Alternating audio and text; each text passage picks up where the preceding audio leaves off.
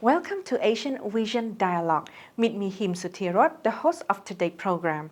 Our discussion today is about Cambodian ASEAN Chairmanship in 2022, priority and challenges in ASEAN Economic Community Pillar. And we have our guest of honor, Mr. Virak, the Deputy Director General of the International Trade General Department from the Ministry of Commerce. And we have Dr. Kimlong, the Second Vice President of the Asian Vision Institute, or ADI. So, greeting Mr. Virak and Dr. Kimlong. Yes. So, Mr. Virak and Dr. Kimlong, people are saying that during our chairmanship next year, we probably deal with many political security issues, many regional and international issues, including Myanmar, including the other regional issue. But, however, I believe that we also need to prioritize our economic pillar as well. So from your point of view, during our chairmanship, should Cambodia prioritize those regional and global issues more than the ASEAN economic pillar, or should we prioritize our economic priority more than the political security? Yes, thank you, Mr. Tirot, for the question. As Mr. Tirot has introduced, my name is Virak, Deputy Director General, Ministry of Commerce of Cambodia. And at the outset, I'm more than delighted and my great honor to be here today. And I would like to express my sincere thanks the ASEAN Vision Institute, management and team for inviting me to this important dialogue. I will try my utmost best to be part of your program and to bring the most insightful and appropriate response.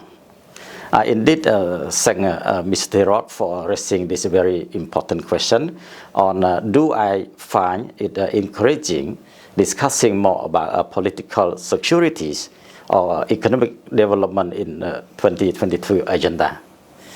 I fully believe that our audience would be interested to know more about our agenda during our chairmanship in 2022. Without delays, as my response to your question, let me briefly highlight those key areas as follows.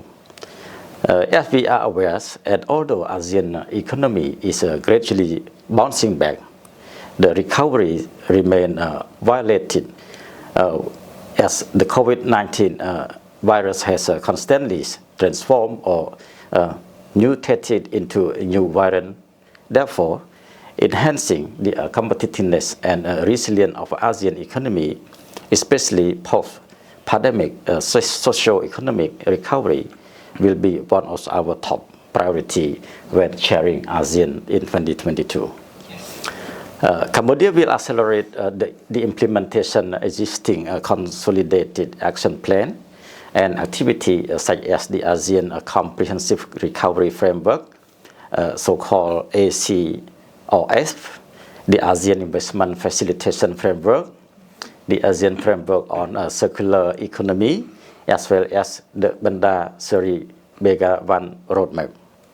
Among others, in order to promote inclusive, sustainable, and resilient ASEAN. Having said that, I believe that the political security as well as social cultural cooperation will also be the main focus in our 2022 agenda. Under the same Addressing Challenges Together ASEAN ACT. Yes, Mr. Tirot, I can say that Cambodia regards the three pillars as equally significant and is committed to upload them as a central priority for our chairmanship in next years. I thank you. So thank you, Mr. Virak. What about Dr. Kimlong? What is your perspective on the comparison between the two agendas, the political security and the economic security in Cambodian Chairmanship 2022? Thank you so much, Sutirot, for having me today, and thank you, Mr. Virak, for joining us in today's program. I think the question is is one of the hot topic for our policymakers as well as for policy analysts with regard to whether political securities matters would be more prevalent and more relevant in Cambodia's ASEAN chairmanship in 2022, or whether it complements the other economic pillar, social, cultural pillars among the top priorities for ASEAN.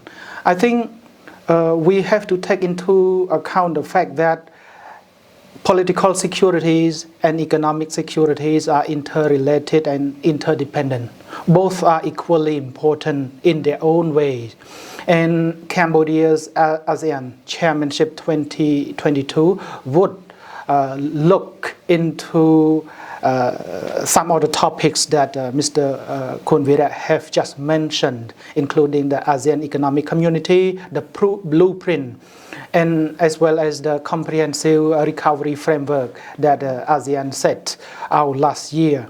To make it short, Cambodia should focus more on how to bring ASEAN as a region to work together and come up together with strategies that focus on people-centered development using the existing framework as well as new initiatives that promote the well-being of the people, that bring countries closer together culturally, politically and socially to one thing, fight against the impact of COVID-19 that is raging on the social and economic well-being of the people. So thank you, Dr. Kimlong. What about if we focus on one of the mega trading deal that actually ASEAN and the other 5 dialogue partners almost come to deal, and it will come into force in the early 2022, which is the RCEP, Regional Comprehensive Economic Partnership. So this trading deal can be regarded as one of the biggest deal in the world, also in the region as well. What should be the positive impacts and what should be the negative impacts when we enter into force in that mega trade deal? I think from the economic perspective, RCEP will provide a lot of opportunities, and most of them are promising opportunities for the country, for not only the Cambodia but for other 15 member countries that have already signed a trade deal in November last year. One of the opportunities for Cambodia is the greater expansion of markets. That is, I think, in line with the government policies in terms of promoting and export markets, trading partners, and theoretically promoting trading partners, economic partners, and export markets would provide the ground for the country, for the economy to develop in many ways. So the mega trade deal, once it goes into effect after the remaining 5 members sign, and when the deal goes into effect by early January 2022, if that will happen, that will allow not only Cambodia but other members benefit gradually, through the steps and stages of the implementation of the Great Deal. Expanding export markets would allow Cambodia to diversify. Like I said, trading partners is one, but diversify the products and services that Cambodia want to expand the economic base, and diversify the export markets that will also induce the inflow of foreign direct investment, capital and technologies from the regional member countries as well as from the other part of the world to Cambodia to expand, to help boost the production base, to provide jobs and opportunity for the people. And at the end of the day, we will see that the service and industrial sector of Cambodia would be growing not to be compatible with other countries in the region in the short term, but gradually it will be able to be upgraded, and we hope that in the middle term to the long term, Cambodian economies will be comparable to other countries in the region, and Cambodia can be one of the hubs that absorb foreign direct investment technologies, and then we become the hub to distribute products and services to part of the world, and Cambodia will be able to fully integrate it into ASEAN and into the greater mega trade deal we call RCEP. Okay, so it sounds interesting and like very, attractive. It seems like once the RCEP is actually come into force, we earn a lot of benefit. But what about Mr. Virak? So since you are involving in the process of negotiation in the RCEP already, so from the the ministry perspective, what should be the priority area or like challenges, possible challenges that happen like when RCEP come into force, especially for Cambodia? Yes, once again, thank Mr. Tirot for the question. This is not only important but very inspiring as well. Mr. Tirot, I fully agree with Dr. Bunlong. He just mentioned earlier. Further to this, allow me to address some key points with regard to the RCEP history as well as the benefit and challenges. Yes, as we know that the RCEP took almost a decade from starting point until its conclusion. And achieving this mega trade deal is very important in building trust for investment. It is very important to building trust for investment. And as for my personal views, for this question, you may already be aware that RCEP account for 30% of the global population, 30% of the world GDP, and 28% of the global trade.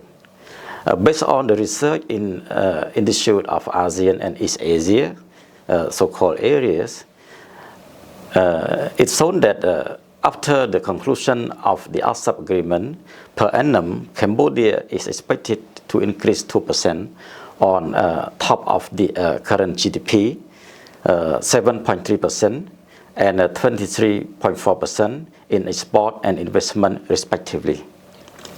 And with tariff elimination and reduction set out in the RCEP, Cambodia could increase export to those 14 countries, attract high quality goods, and import cheaper raw material for domestic production and re-export. FDI inflow will also increase as Cambodia has numerous potential and is well positioned as a business and investment hub for other countries who wish to get access to the RCEP market. Cambodia can also benefit from flexibility, especially special treatment as well as technical assistance provided under the RCEP framework. As a least developed parties, which allow us to develop and upgrade our local producer with skill, expertise, and productivities. Yes, however, there will also be some challenge which Cambodia will encounter under RCEP. As expected, Cambodia will see a slight reduction of custom revenues, which result from the elimination and reduction of tariffs as part of our commitment. We also expect the increased competition from other members of RCEP participating country as well. And nevertheless, the benefit outweigh the drawback, as I mentioned it earlier. Participating in RCEP is also in line with the government of Cambodia reticular strategy phase 4 to further integrate into the regional and global supply chain and value chain, enhancing Cambodia's competition in the region and global market. Mr. Tirot, I believe that this is the right policy direction from our government to foster economic growth, peace, and stability. Thank you. So thank you, Mr. Virak. It is said that Cambodia is going to be Southeast Asia's emerging tiger. So what do you think? Can RCEP help to accelerate the process of graduation into the emerging tiger or not? Yes, thank you, Satirot, for this other important question. Well, I cannot agree more. Over the past 2 decades, because of peace and solid political stabilities since 1998, led by our Samdech Techo Prime Minister, Cambodia's economy has sustained an average annual growth rate of 7.7% between 1998 and 2019, making it one of the fastest growing economy in the world. However, due to a COVID pandemic, our economy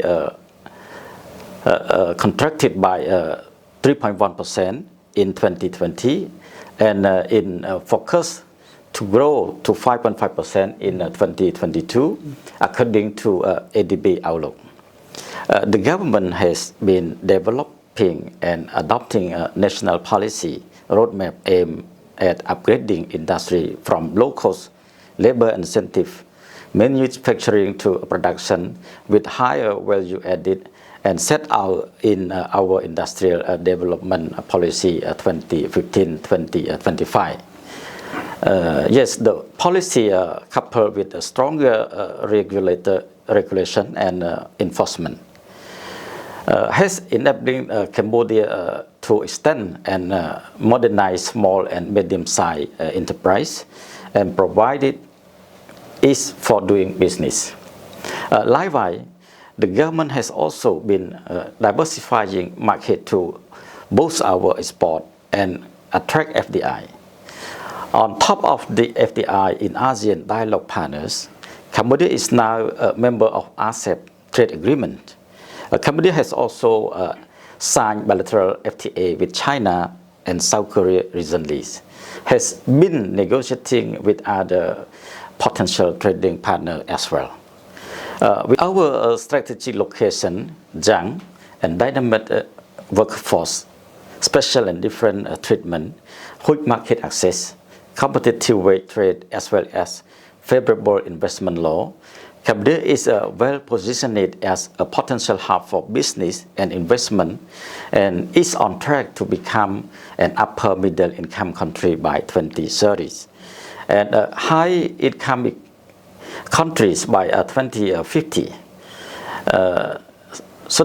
Cambodia will continue to strengthen our competitiveness as I have addressed above in order to further integrate our economy into sub-region, regional and global. I thank you.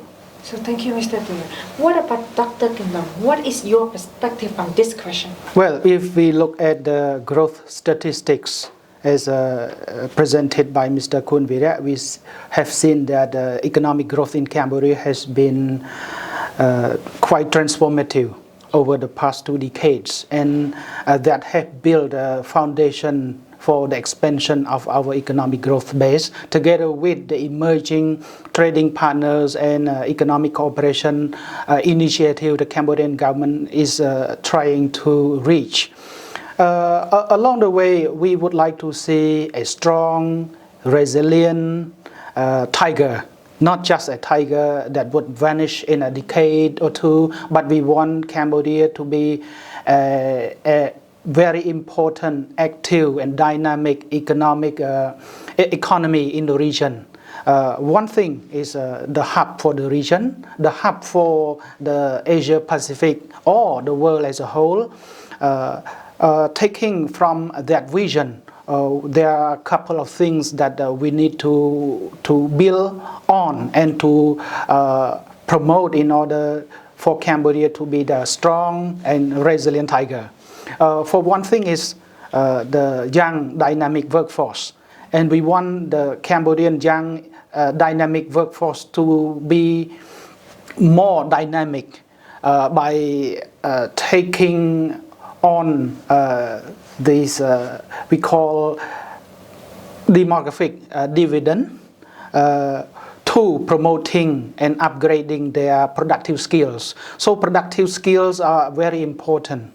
Not only the skill that they obtain from universities, but skills, knowledge, expertise, particularly the productive capacities of Cambodian workforce to engage directly in the production sector, in the manufacturing sector, in the innovative, other innovative creative sectors that are part of the Cambodian industrial framework.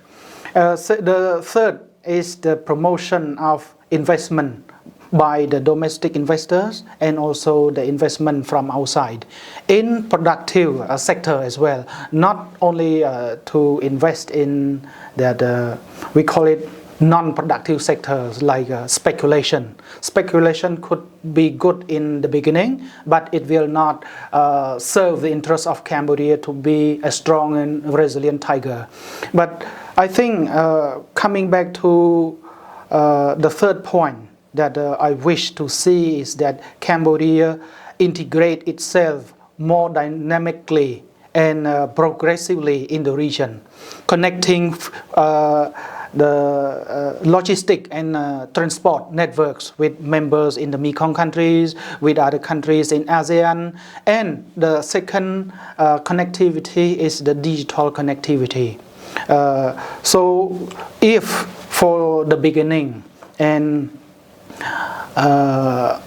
when we take advantage of what we are saying that Cambodia have all of those advantages and we build upon and we upgrade all of these, I do believe that in the mid-term to the long term, Cambodia will be one of the very active and strong economic player in the region and in the world, and that will lift up the living standard of the people and also move Cambodia in the way to achieve the goal in 2030 and 2050 as a high-income country by then. So in connection with their digital connectivity or what we call digital transformation, what has Cambodia prepared for their digital transformation in order to promote regional economic integration and sustainable development?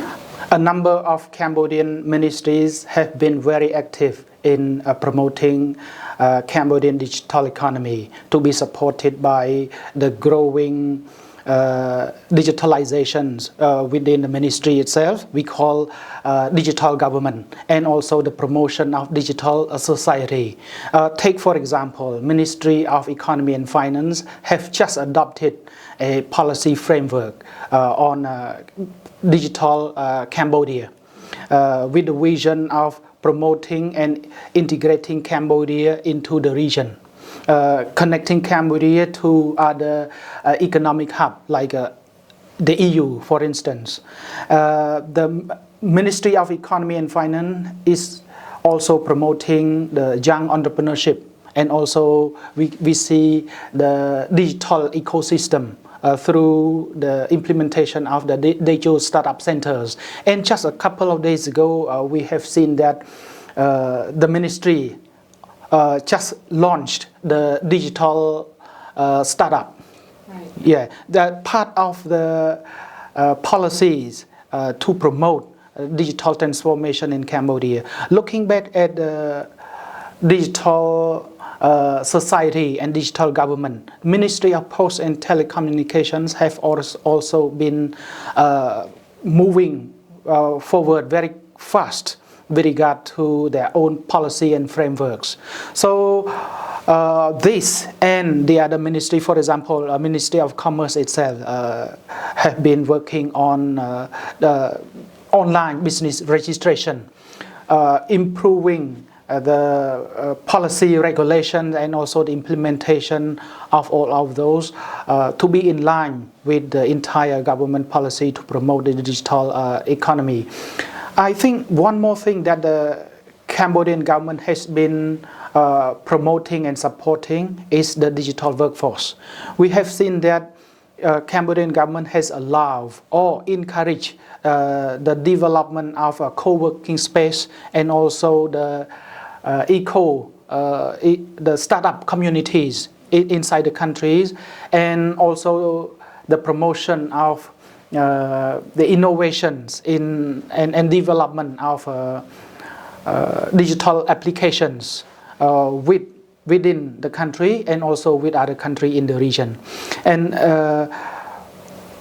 one thing that we have not seen much, but it is a fact in Cambodia, is that the government and the private sector have been working alongside very well, attracting the talent from other countries to support the growth of the digital ecosystem in Cambodia. And I think 5 years from now, 10 years from now, we will see that Cambodia will not be left behind.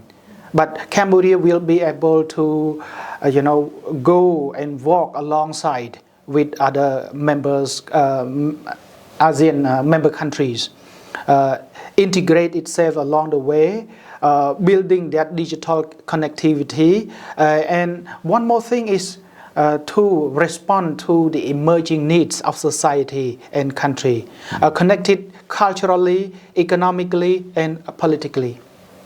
Okay, so thank you, Dr. Kimlong. What about Mr. Virak? Yes. What is your perspective on that? What have the ministry done so far in terms of digital transformation? Yes, thank you again, Setirot and Dr. Kimlong.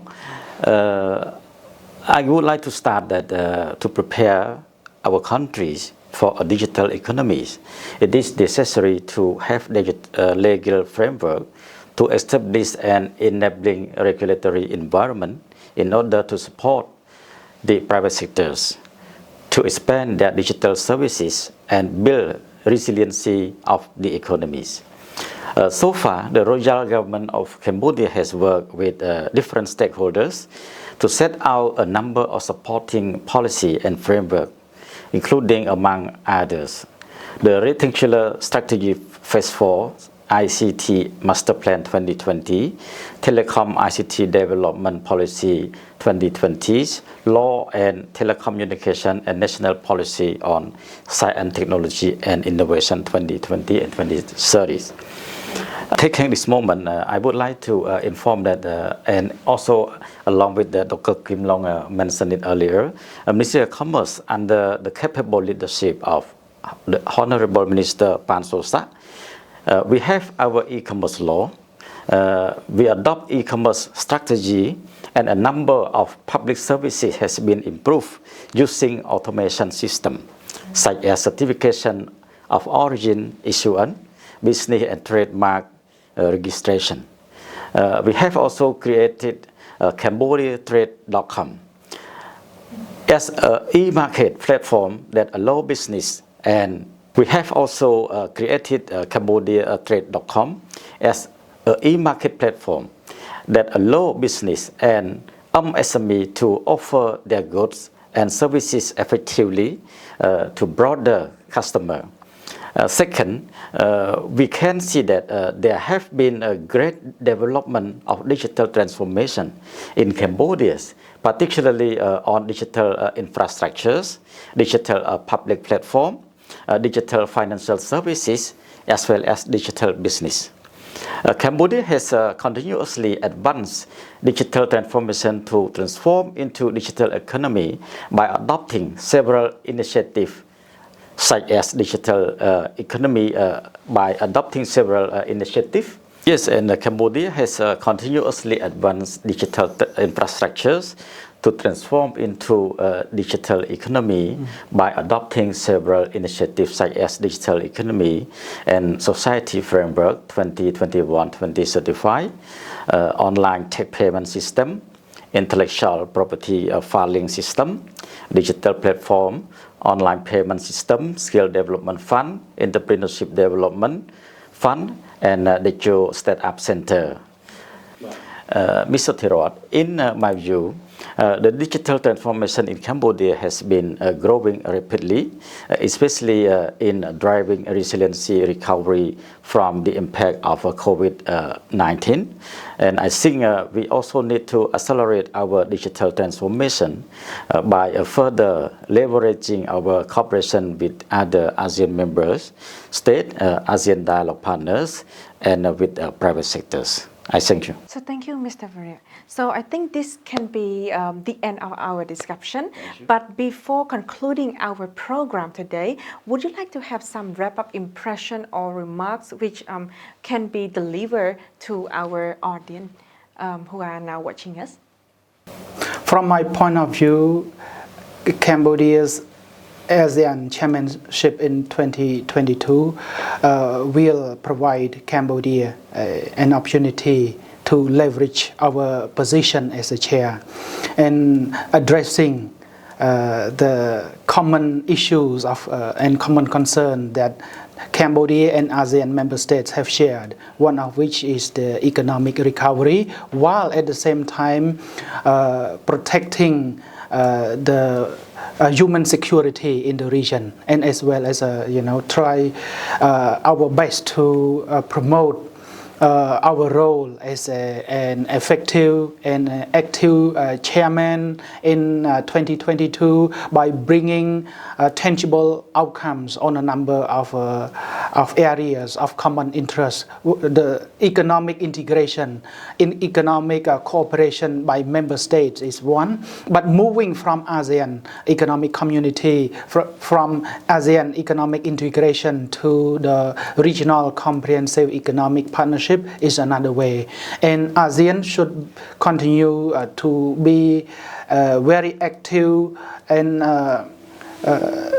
dialogue partner with other trading partners in the world, such as the European Union as well, and trying to harmonize our legal systems, in order to seamlessly integrate countries in ASEAN and also member countries in the RCEP trading deal.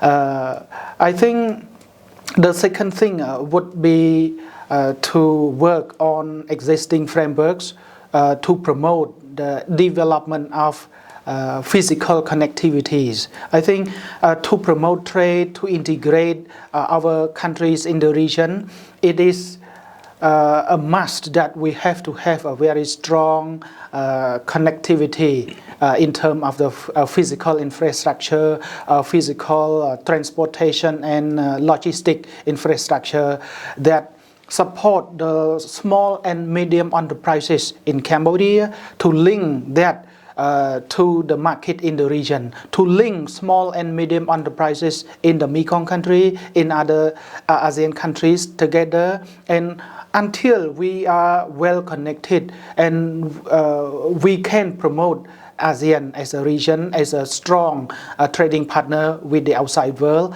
and that comes to the ultimate goal of bringing mutual prosperity for the region. Thank you, Dr. Kimlong. What about Mr. Virak? Yes, Tirot, thank you for the conclusion of our session today, and also thank Dr. Kimlong for very comprehensive comment on our chairmanship next year. And to me, I put two parts. The first one, I would like to address further on the ASEAN chairmanship for Cambodia next year. As we may know that ASEAN, Cambodia has already handed over the chairmanship from Brunei Darussalam in October, and there are a number of prioritized pillars that we want to achieve during our chairmanship. And I believe that this is another crucial momentum for us to be ASEAN chair again. And yes, most importantly, we can see from the past history, we cannot see ASEAN a small association or small nation. We start up with only few members, and now we have 10 country member states, and we already bring a lot of partners, and last but not least, recently we bring the conclusion of RCEP recently. This is a very good achievement for our region, and I believe that it is not a difficulty matter to think that investor must trust our region. You may see that recently in Europe, UK Brexit from Europe, it is something different from our region. So I believe that we will build ASEAN more resilient and more stability in the future. Thank you. So thank you, Mr. Virak. So I thank Mr. Virak and Dr. Kimlong for your contribution in today's discussion. Excellencies, ladies and gentlemen, we have now come to an end of our program today. I wish you good luck and see you next time.